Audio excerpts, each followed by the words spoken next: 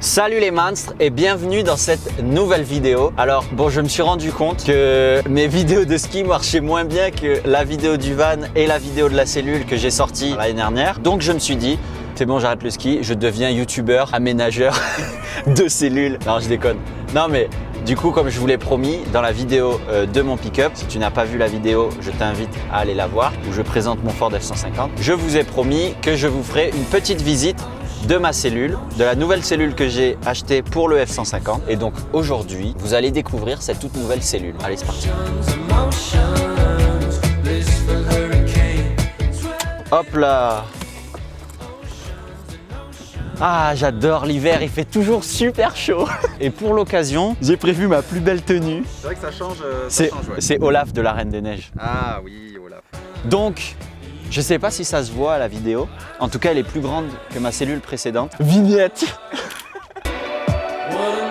Qu'est-ce qu'une cellule? En gros, voilà, vous avez un pick-up, donc un 4x4 avec la benne de chargement. Et dans la benne de chargement, on y met une sorte de capucine de camping-car qui s'emboîte directement dans le pick-up. Ça s'emboîte comme ça.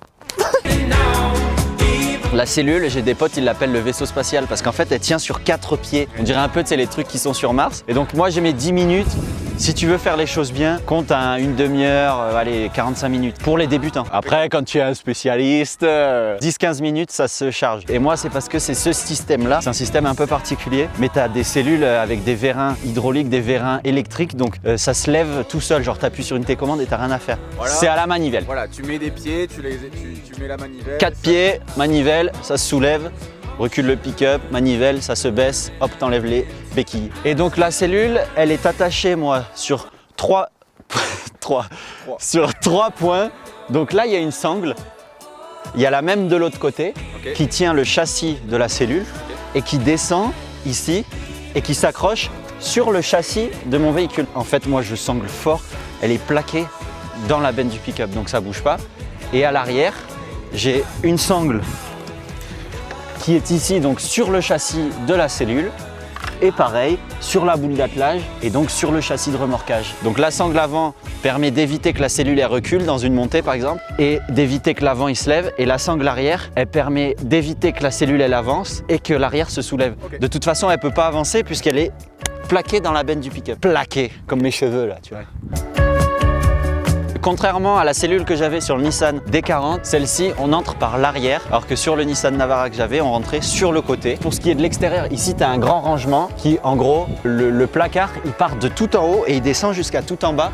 J'y rentre 4 paires de skis, mon skate et tout. Enfin, il y a vraiment une place de dingue. Ici, derrière, j'ai une petite échelle amovible, hop, à monter sur le toit. Et donc, sur le toit, j'ai un panneau solaire ici et un panneau solaire ici. Et mes planches de surf ici, parce que ici à la montagne, on fait beaucoup de surf. J'ai mesuré la dernière fois, il me semble que de là où je suis à en bas, on est à 3,60 m. C'est aussi haut qu'un camping-car, mais en fait l'avantage d'une cellule, c'est quoi l'avantage premier? C'est que tu as un camping-car quand tu pars en vacances. Par contre, pour les véhicules de tous les jours, eh ben, tu déboîtes ta cellule et tu as une petite voiture citadine. Quand je pars en déplacement avec ma cellule, hop, je pose la cellule quelque part donc sur ces 4 pieds et après je bouge avec le pick-up directement. Oui, au niveau de l'évacuation, dans les camping-cars, il y a un réservoir d'eau grise, donc c'est juste l'eau de la douche et de la vaisselle. Moi, dans le mien, j'ai pas pu mettre de réservoir parce que tu vois, regarde, il n'y a pas beaucoup d'espace entre la cellule et le pick-up. Du coup, pour les eaux grises, hop, je mets ce petit réservoir. Il y a un tuyau qui descend et qui va directement là. Et une fois que le réservoir il est plein, je le prends et je vais le boire. Non mais en fait, je l'amène à l'aire de vidange. Et là, je t'invite à l'intérieur. Allez. Tu veux venir? Eh bien, écoute. Donc, j'ai une petite échelle de prince pour pouvoir monter à l'intérieur du bolide. Bienvenue à l'intérieur de mon vaisseau spatial. Alors la première pièce ici, en rentrant sur la gauche, on a une petite salle de bain, donc ultra pratique. Cette salle de bain se ferme avec un rideau, ce qu'on appelle un rideau accordéon comme ça. Donc là tu as un aimant et hop, ça se ferme comme ça. Ok. T'as toute ton intimité et tout, normal. Pour le chiotte, pour les WC, on va rester poli. Pour les WC, c'est le même système que sur mon ancienne cellule. Si vous ne connaissez pas le système des WC chimiques, eh ben, cliquez sur cette vidéo et allez voir, ok? Ce WC est un WC portable, donc il s'enlève. Et là, après, pour me doucher, t'as ce petit lavabo. Donc en gros, c'est un lavabo rabattable. Donc si tu veux de la place, ben, tu le rabats et tu as une place de dingue. Et ensuite, tu peux utiliser cette pomme de douche pour te doucher ou pour l'utiliser dans le lavabo. Tout est un peu pensé, pratique. Là, tu as le petit distributeur de savon. Petite fenêtre, tranquille.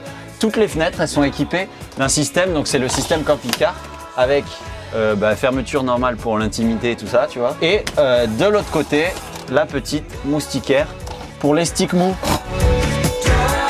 Je vous invite donc dans mon salon cuisine, qui est très grand, hein, on peut recevoir, en vrai non, en vrai c'est plus grand que l'ancienne cellule. Oui. Tu as un espace donc bureau, banquette, table à manger, ce que tu veux, qui est pareil, amovible. En gros la table, elle s'enlève comme ça, elle se déboîte et le pied, hop, il se déboîte.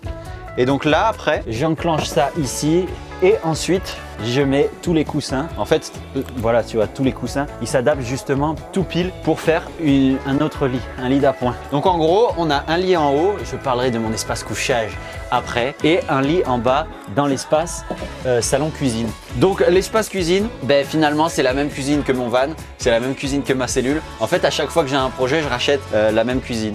Ça marche, ça marche. Ah ouais, mais je kiffe. Et du coup, j'ai regardé, elle est plus dispo sur le site. Ah. Donc je ne pourrais pas vous donner la référence. Par contre, je peux vous donner la marque, c'est une Dometic. Et pareil, je l'ai payé dans les 300 €.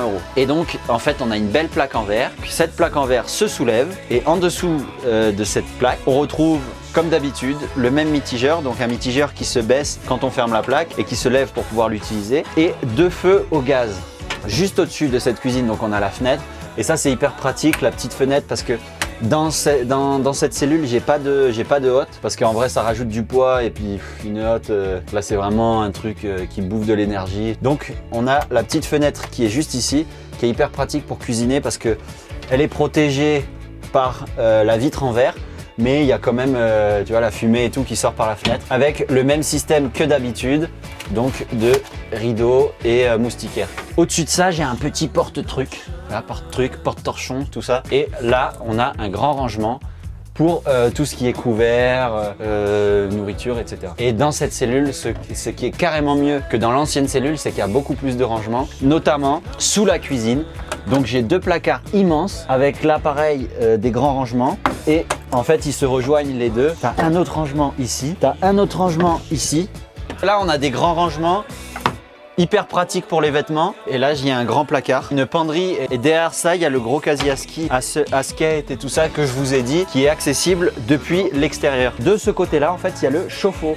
Donc le chauffe-eau c'est un 10 litres et c'est un chauffe-eau au gaz, le chauffe-eau qui est au gaz, les plaques de cuisson, donc les deux feux qui sont au gaz, le frigo qui est au gaz et le chauffage qui est au gaz. Et le frigo, c'est un frigo Trimix. Donc là, il y a un petit loquet pour pouvoir le fermer quand on roule parce qu'en vrai, dans un virage, si le frigo il s'ouvre, t'es bien. Et donc un frigo Trimix, c'est quoi? C'est un frigo qui marche avec 3 modes. Donc le premier mode, c'est au 12 volts, mais ça bouffe la batterie, donc c'est pas le mieux. Le deuxième mode, c'est au 220 volts, donc c'est quand il est branché en camping ou à la maison. Et le dernier mode, c'est au gaz, et c'est ce que j'utilise le plus souvent. Bon, pas quand tu roules, mais quand t'es en stationnaire quelque part, enfin dans un camping ou quoi, j'en sais rien, ou même que tu baroudes, et ben tu l'utilises au gaz, et ça refroidit super bien, donc c'est top. Donc pour ce qui est du chauffage, il est juste là, ça c'est les sorties d'air chaud. Donc en gros là on a un système, donc c'est le système de chauffage le plus classique. Ça s'appelle chauffage Truma, donc c'est ce qu'il y a dans tous les camping-cars. Et il marche super bien, il fonctionne au gaz. Et j'ai un petit bouton donc pour allumer le chauffage dans mon lit. Comme ça le matin quand je me lève et qu'il fait froid, j'ai juste à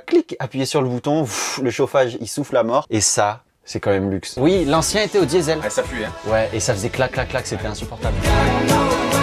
Donc j'ai refait donc, le système électrique, j'ai repassé des installations qui n'y étaient pas avant, comme certaines prises, des interrupteurs dans le lit. Il y avait déjà pas mal de choses qui étaient, comme le chauffe-eau et le chauffage, il est d'origine aussi. Après j'ai remis des batteries, j'ai mis 2 batteries pour justement être en permanence alimenté parce qu'avant j'avais qu'une batterie et des fois ça arrivait que je sois à court de batterie, donc plus de batterie égale plus de chauffage, plus d'eau, plus tout. Donc j'ai 2 batteries, 2 panneaux solaires.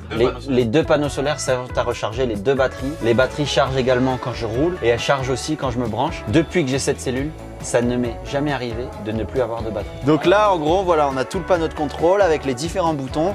Donc en fait, si vous voulez, c'est l'équivalent d'un disjoncteur à la maison et d'un tableau électrique. On a les fusibles qui servent de disjoncteur et on a ça qui servent d'interrupteur différentiel. Tu vois la différence?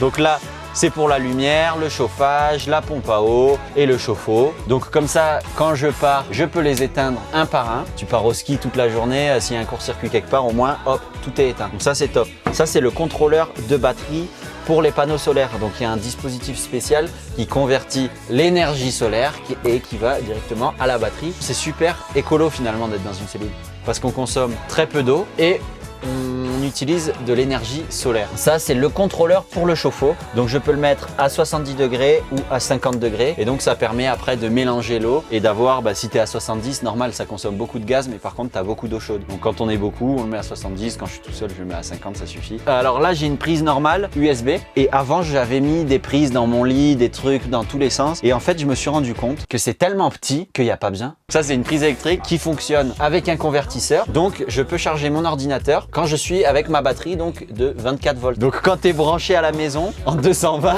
la prise retransfère le 220 de la maison. Par contre, quand tu n'es pas à la maison, elle utilise le convertisseur qui lui transforme le 24 volts en 220. Donc pour ce qui est de l'espace couchage, franchement déjà c'est beaucoup plus grand que l'ancienne cellule parce que l'ancienne cellule j'avais un lit de 140-190 et là ça fait 2 mètres comme ça par 160. Après il y a une petite tablette donc ça grignote un peu des centimètres. J'ai pas voulu l'enlever parce que franchement pour mettre des habits et tout le matin t'es là, t'es dans ta couette, t'es bien au chaud, t'as la flemme de te changer, hop tu prends tes habits et tu te changes comme ça tu vois. C'est tellement mieux que de sortir et d'aller prendre tes habits. Ensuite j'ai un petit rangement ici ultra pratique pour tout ce qui est téléphone, je sais pas, PQ pour les branlettes. Tous ces petits trucs du quotidien. C'est super bien d'avoir un petit rangement comme ça dans le lit. Ça mec, ça c'était ma grosse tristesse dans l'ancienne cellule. C'est que là maintenant, j'ai 2 fenêtres. Et tu vois, le matin tu te lèves, tu regardes la vue, c'est incroyable. Et ça, tu vois, tu peux admirer la vue là ou là. Et franchement, c'est le kiff. Quand tu es là devant l'océan, tu surfes le matin ou devant la montagne avant d'aller au ski et tout, c'est la folie. Là, c'est le réservoir d'eau. Tu vois la cuve d'eau? Elle est exactement de la même taille que l'autre. Donc j'ai 100 litres d'eau propre. Ça suffit à 2 pour quelques jours. Tout seul, si tu fais gaffe, elle me dure des fois genre 5 jours, tu vois. Là, on a une lucarne, mais je ne peux pas l'ouvrir parce que comme je vous ai montré, il y a mes surfs. Ah oui. Et vu que je vais surfer demain, ici, là, à Fort-Romeu. Voilà. Sur le lac.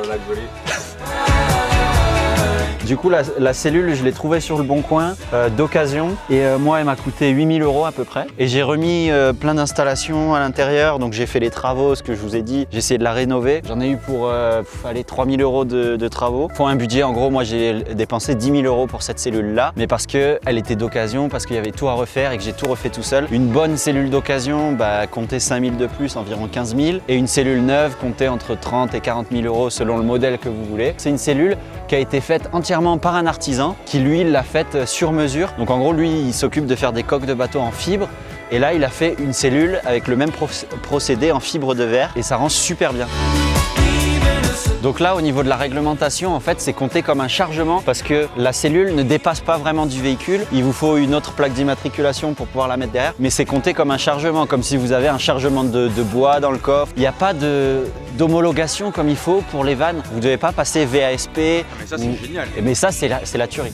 Donc tu peux te faire n'importe quelle cellule. Il y a même des gens qui se sont fait des cellules en bois, tu sais, on dirait des petits chalets, des petits cabanons et qui mettent derrière leur pick-up parce qu'il n'y a aucune réglementation. Et si on les arrête, il peut dire non, mais c'est un chargement. Moi, j'ai chargé une cabane dans mon coffre. Et là, on peut rien vous dire tant que vous n'êtes pas au-dessus du poids légal. Donc la limite de votre véhicule, ça dépend du véhicule que vous avez. Alors en ce qui concerne tout ce qui est péage, autoroute et tout, malheureusement vous passez classe 2. Donc classe 2 c'est camping-car, donc ça reste quand même un certain prix. Je crois que c'est 30% plus cher que en classe 1. Alors j'espère que cette vidéo elle vous aura plu, que ça vous aura donné des idées et ça vous aura orienté dans vos choix parce qu'il y a beaucoup de personnes qui se posent des questions par rapport à ça, à ce qu'on a dit avant, la réglementation, les aménagements, le poids, etc. N'hésitez pas si vous avez des questions à me demander en commentaire et j'y répondrai pour vous éclaircir. Et si vous avez d'autres idées aussi, s'il y a d'autres choses que vous voulez voir en vidéo pour mes prochaines vidéos, n'hésitez pas à commenter toujours en commentaire. À commenter en commentaire, gros, tu veux que je commente tout?